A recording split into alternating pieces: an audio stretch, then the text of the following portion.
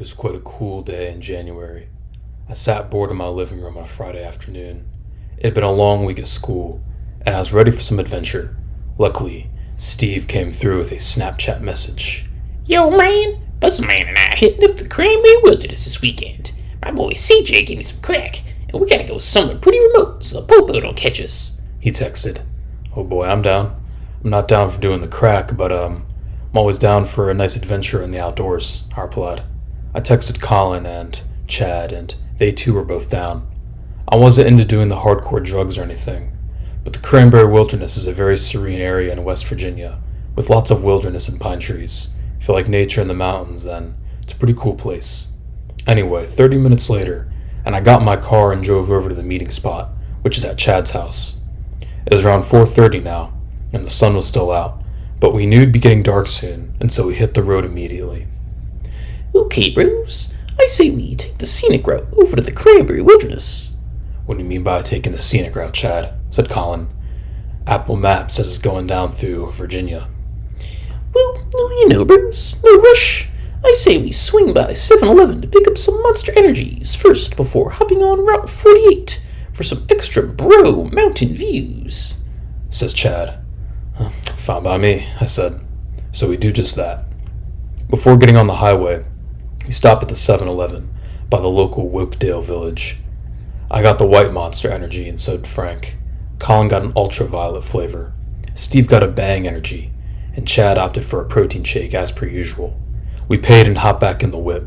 We got on 70 West and sped off towards the mountains. Before we knew it, we were in western Maryland, and then turning on to Route 48. The only catch was, Chad claimed he wanted some extra mountain views, but it was completely dark outside due to the time of year. Chad, why the fuck did we take this route? If we took the route that Apple Maps had us going, we'd probably be there by now, I said. Well, bros, sometimes in life, it's all about taking the risky side of things, and Route 48 is exactly what the inner adventure calls for. Man, Chad, you just make no sense sometimes, said Colin. Yeah, man, if we gotta get this crack smoking or crack snorting, then we gotta get there in record time, and you already slowing us down, you bitch, said Steve. Yeek, said Frank. Frank, what the fuck do you want? I said. When we get to the Cranberry Wilderness, can we make cranberry pie? Frank, there's no cranberries up there. It's wintertime, and how would you even be able to make pie anyway? But I'm getting pretty hungry. Can we step for dinner? Oh, of course we can, bros. Before a nice bro-tastic trip in the wilderness, we're going to be needing some fuel to make sure our gains are in prime condition, said Chad. Keep in mind, as of right then, we were in the middle of nowhere in West Virginia, so there are not many options for dinner. Soon, we pulled over in a town called Davis, with a little biker bar in it. It's called the Salmonella Inn, and we were the only ones there, so we were able to be seated immediately. It's around 6:30 in the evening, when our server came up to greet us. Good evening, boys, he said. Oh, no. What the fuck are you doing here? It was the creepy clerk, the same guy from the Virgin Islands this past summer. Well, you know, I sent some special bows coming out to West Virginia this weekend, and the Salmonella Inn always loves special bows. Bro, what the fuck do you mean? Just take our order, please, said Colin. Okay, boys. I'll make sure I can do that for you. I'll get some special food for special boys, he said. Just then, it's time to order. I ordered the salmon platter with rice, and Colin ordered the chicken platter. Steve ordered the tub of wings. Frank got the sushi burger sliders with Beyond Meat instead of regular meat. And finally, Chad got the pancake stack of 20. I had no idea how he intended on finishing 20 pancakes. I'll be right back with the food, boys. Y'all sit patiently here, the creepy clerk said, and it was set. We waited inside the Salmonella Inn whilst the creepy clerk went back into the kitchen. Something told me that he was the only one working there that night, and that he would be the one cooking our food. Kinda worried me, but to be honest, I was so hungry I didn't even care. I guess that's what happened when your standards drop in the middle of nowhere at night.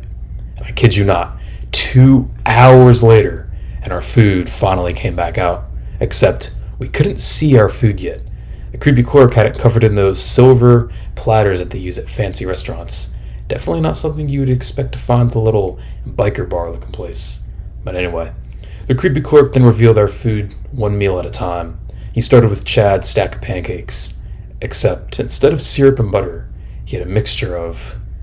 Okay, I'm not going to say what the first liquid was, because, I'm trying to keep the story PG-13 at most, but the other substance, instead of butter, was a cockroach. Said Chad. Oh, don't worry. This is a special thing for a special boy like you. If you eat this, we'll grow in our bond together, the creepy clerk said. Oh, fuck nah, said Steve. I honestly didn't blame him. This guy was weird. I wasn't liking him, but, I was so hungry. We just had to hope that the rest of our food was at least semi-normal. He then went on to reveal Steve's wing trough. Instead of actual wings, though, it was... literal wings, like bird wings that had been chopped off and put in a deep fryer. As Steve bit into one, you could still even see the feather inside. And next, it was time to reveal Frank's Beyond Meat sushi.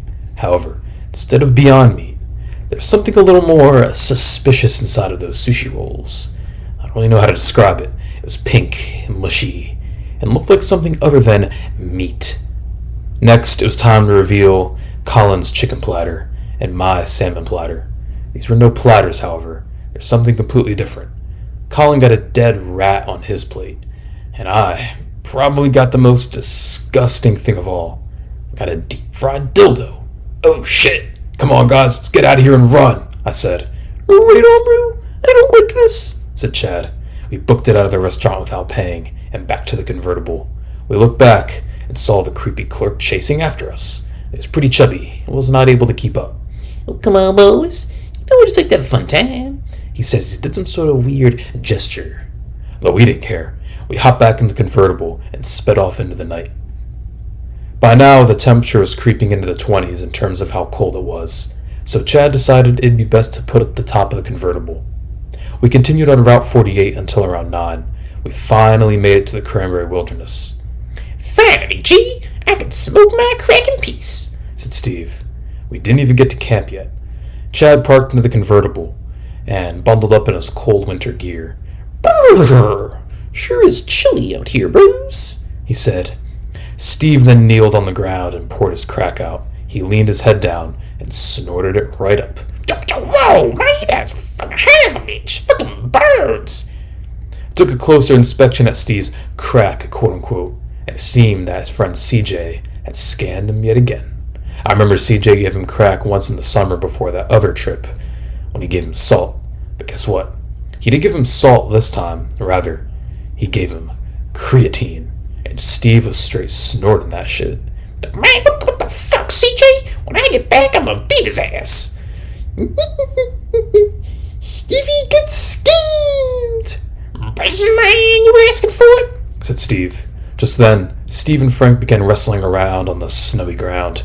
Hey, guys, come on, this is not the time at all, said Colin. I agree, bro. We can't be messing around out here like that in the wilderness. We've got camp to set up, said Chad. Well, on second thought, we don't really want to be setting up camp out here. Hypothermia is a very, very serious thing that you should really definitely not mess around with. I say we mosey on back to Frostburg or Frederick even, and hit up a nice Hampton Inn. We all agreed. We sped back off in Chad's Brovertible, away from the Cranberry Wilderness. It was pitch black, and you couldn't see a thing except for what the headlights cast in front of the Brovertible. 2 hours later, and we were back in the town of Frostburg, Maryland, where we found a Hampton Inn. We were the only ones staying there that night, surprisingly. But luckily, well, we weren't the only ones. I take back what I said about it being luckily, though, as that other person was no one other than Herbert Ernie himself. I had no idea how he knew that we were staying, or going to be staying, at the Hampton Inn at Frostburg. Something told me, though, that we always forget to turn off our snap maps, and that's how Herbert finds us. Good evening, Moose. What's it? Said Herbert. Herbert, what the fuck do you mean, what's up? What are you doing here? I demanded. My buddy, the creepy clerk, messaged me on Instagram, and he said, you always forget to eat your food. Just then, Herbert pulled out a tray from a closet, and on that tray was a tablecloth. He ripped off the tablecloth, revealing our plates of food from the Salmonella Inn. We turned around to run away from Herbert, but were met face to face with the creepy clerk instead. "Hello, boys," he said. "Oh, no, this is bad, said Colin. Hey, yo, can someone do something? I said, referring to the hotel check-in guy in the lobby. Hey, sorry, bud, I'm just working the night shift. That seems like a personal issue on you, he said. Oh, man, those dudes never help for shit. Anyway, we had bigger problems on our hands to deal with rather than an unhelpful hotel employee. The creepy clerk inched closer and closer to us, and so did Herbert. He then ripped off his pants, revealing 80s-style gym trainers. "Want some weenies, boys? You never ate them back at sea base." Oh, no, man! Colin cried. Just then, Colin was held to the ground by Herbert's chubby belly and force-fed a giant 10-inch weenie. "Oh yes, special boys indeed." Just then the police arrived, and the creepy clerk and Herbert were taken away.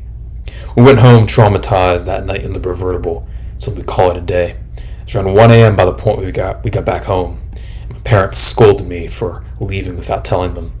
And that then concludes the Cranberry Wilderness Crunch.